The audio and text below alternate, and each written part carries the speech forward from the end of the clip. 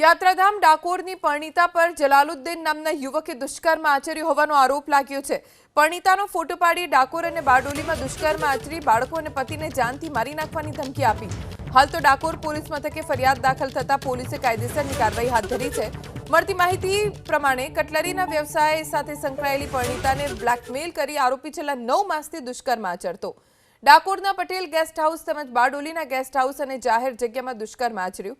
ડાકોર પોલીસે આરોપી જલાલુદ્દીન વિરુદ્ધ ગુનો નોંધી તપાસ શરૂ કરી તો પરણિતાના નિવેદન સાથે મેડિકલની કાર્યવાહી હાથ ધરી છે।